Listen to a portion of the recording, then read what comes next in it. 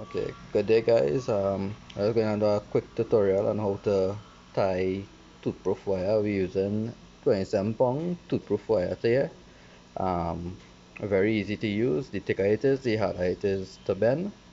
So normally when you go to fish, you use a piece of toothproof wire if you're catching fishes with large teeth, such as beachin or cobera snappers, um, cutlass fish. And after use, the wire tends to bend. So it's a normal practice when you finish use these wires is to change it out for next use. Okay. Yeah, so some tools we using: knife, pliers, and well, we have J hook, standard J hook, swivel. I like to use a swivel on the other side of my setup, so you won't have any major twisting of the line while reeling and backing.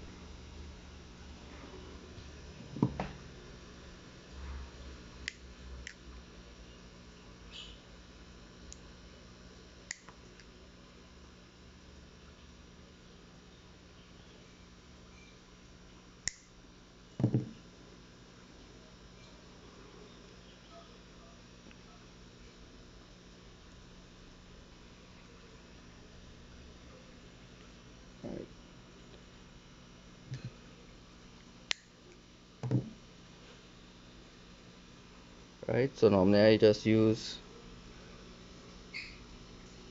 a small bead just as an attractant on the wire itself. So first of all, we get the wire. Normally I like to cut it about 8 to 10 inches in length, so you have adequate spacing to tie, adequate length to tie onto your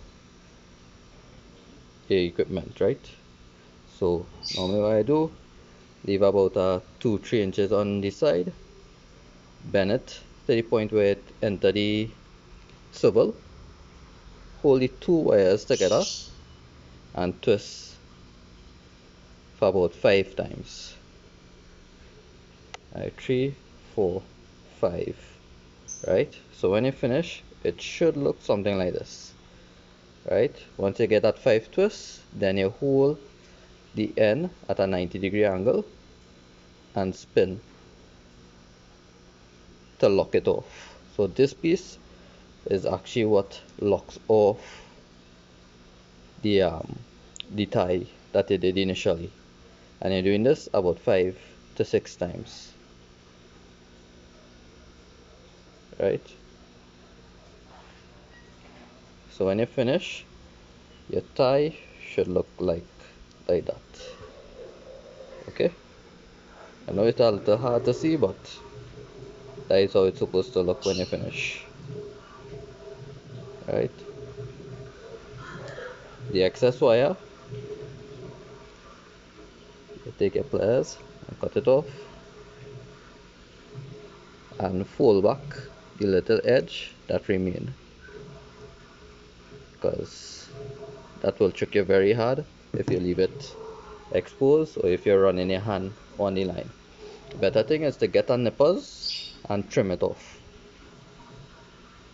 Right, so on this one I'm putting back my bead inside, and then I take in my hook. So I change out the hook that I was using and put in a new one. This is a number 1 barbed beak hook. I really like this to use for beaching or my floating line. Right, so when you're tying on your hook, you now have to determine how long you want your bite profile. I normally like it 4 to 6 inches in length. Same thing again, bend to the point where you want it, hold the two together and twist. You're twisting this like if you're twisting um,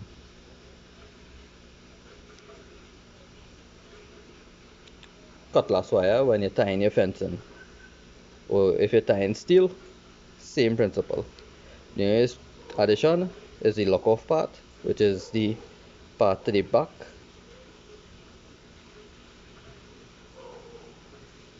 and thing. When you finish, it should look like a hangman noose. You notice this one not coming out too neat, but I'll show you how to correct that when we finish. Right? So thing, that's it there, cut off. If it not compressed, you hold one end and you just pull it with our pliers, and it comes together. Right? Make sure it's straight. As I say, when I finish, I will take our nippers and trim off the little excess. For now, I'll just bend it back, and that is how you tie in your bite proof wire onto your line. I've gone out there to fish many times with people and realized that they do not know how to tie these wires. When they do buy in these wires, they tend to buy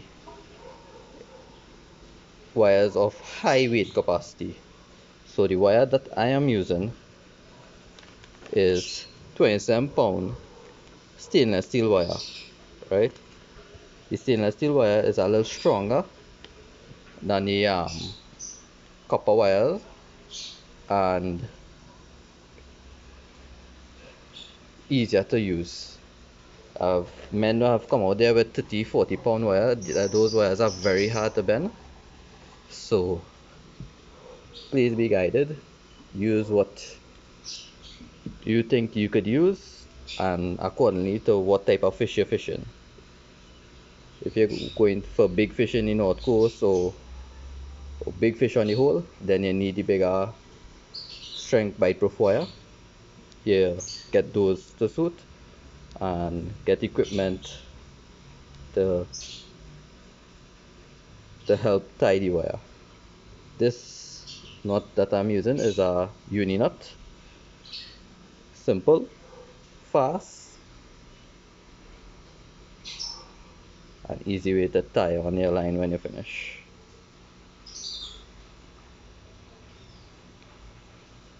Right, and that's it.